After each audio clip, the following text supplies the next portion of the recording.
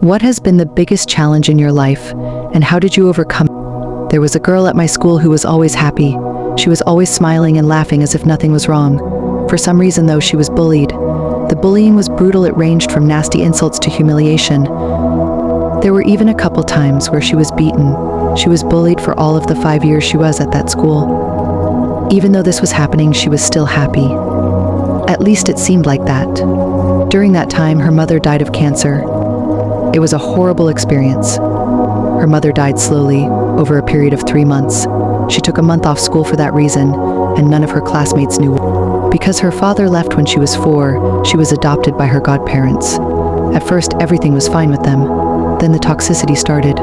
Constant yelling and insults. Blame for things she didn't do. Always being put down and compared to everyone else. It was horrible. Meanwhile, she was being bullied, preparing to move schools to join in year 7, dealing with the death of her mother, and moving into a new and extremely toxic family. By the time she joined that new school, she had developed depression. She was contemplating suicide. Her friends there found out and reported it to the school. Her parents found out she told the school before them and were livid. They didn't even care about her mental health. The girl began self-harming and ran away from home. She was brought back after a couple hours. No consolation except from her god brother and god sister.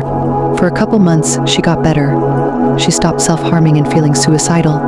It was the summer holidays and she was excited to go into year 6. When the school year started again, her mental health got worse than it had ever been before. By the middle of year 6, when she was almost 13, she had attempted suicide 11 times and began self-harm again.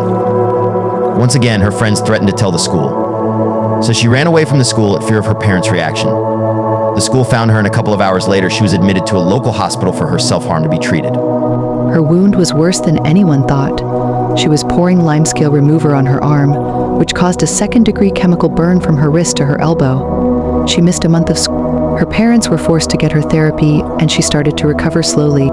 For context, she went to therapy with self-esteem so bad that she couldn't look at herself in the mirror, suicidal thoughts, possible PTSD because her biological mother's physical abuse towards her, bereavement, bulimia, and depression.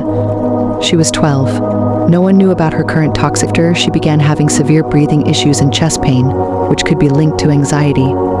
She had a social worker who visited often, which made her stressed. She started to lose her emotions. Therapy was not working enough and her parents didn't care.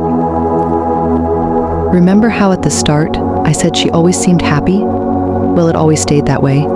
She was smiling in the hospital, during therapy sessions, when her friends asked her about it. She kept making people happy, even though she never was. She put in so much effort into making everyone else happy that she had none left to keep herself sane.